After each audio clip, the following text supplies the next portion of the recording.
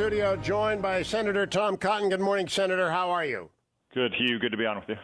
Yesterday, your colleague in the United States Senate, Chuck Schumer, leader of the Democrats, appeared on MSNBC, my network, with Joy Reid, a friend of mine, of course, with whom I disagree. But this is what they said, cut number 10. The Senate. We are using all the tactics we can to slow the thing down. Would that include adding, if the Senate becomes a Democratic majority, adding D.C. and Puerto Rico as states and ending the filibuster? I would, believe me, on D.C. and Puerto Rico, particularly if Puerto Rico votes for it. D.C. already has voted for it and wants it. I'd love to make them states. Okay. And as for the filibuster, I'm not busting my chops to become majority leader to do very little or nothing. We are going to get a whole lot done. And as I've said, everything is on the table.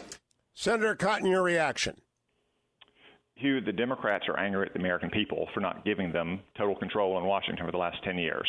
If they win this election, they're not going to let the American people do that to them again.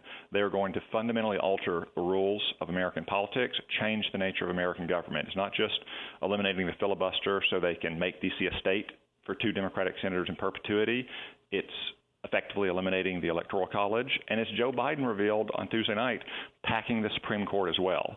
So they can take away your guns, so they can encroach on your right to worship God as you see fit, so you can force your tax dollars to pay for abortion until the moment of birth and sometimes beyond it, so they can take your property and give it to some giant multinational corporation.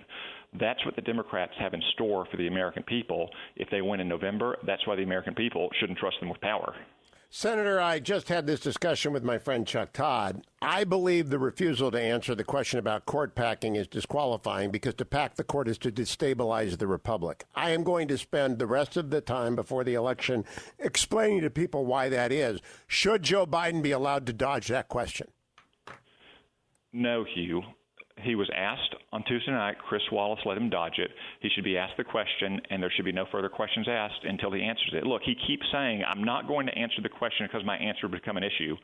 His answer would only become an issue if he says yes. If he says no, it puts the issue to bed. I can't accuse him of court packing anymore. Donald Trump can't accuse him. If he simply says, no, I will not pack the Supreme Court under any circumstances, the issue is put to bed. The fact that he won't say it, the fact that Kamala Harris won't say it, the fact that Chuck Schumer won't say it tells the American people that, yes, they intend to pack the court and to take away your rights. That's why they can't be trusted with power. Can you explain, even though you're a Harvard Law grad, and I'm not sure they teach the Constitution that I teach at Chapman and learned at Michigan, but just in case they do, can you explain why packing the court is so radical? I just had Chuck said it's happened before. It actually hasn't happened before, except after the Civil War, and it was destructive then. It would be devastating now. Yeah, so first off, Hugh, let me respond to your scurrilous mudslinging. I've been clean of the law for 15 years. Okay, you're right. And I'm not going to have a relapse.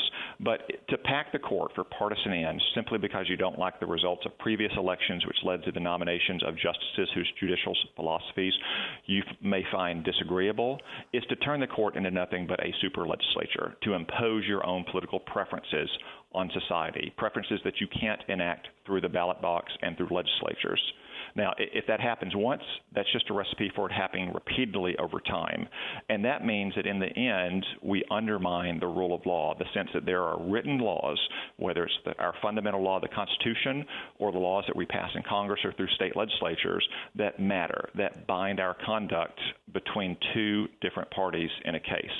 The judiciary simply becomes another forum for politics, for legislating, for horse trading, for coalition building. It is destructive of the rule of law, which is a foundational principle of our republic. I would also add, when the United States Supreme Court told Richard Nixon to turn over the tapes 9-0, he did.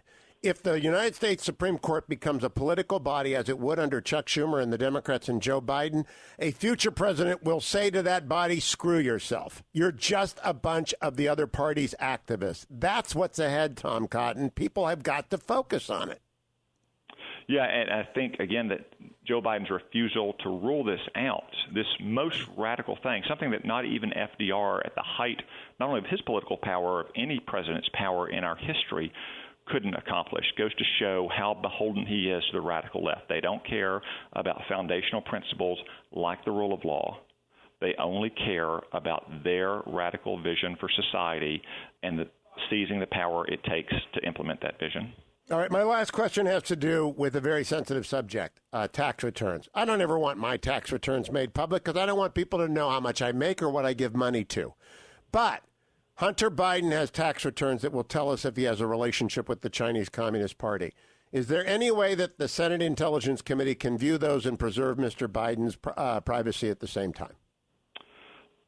Hugh, tax returns are the province of the Finance Committee and the Ways and Means Committee. They do have, under law and Senate and House rules, the opportunity to view those. Look, the reporting that we've already seen about Hunter Biden raised really troubling questions. If the Biden campaign wants to clear that up, they can simply release those returns. Now, I know that they say that Donald Trump should release his. Well, the New York Times claims to have access to them, and in all the reporting, they don't say anything about Russia, which I think we can infer means there's nothing in there about Russia.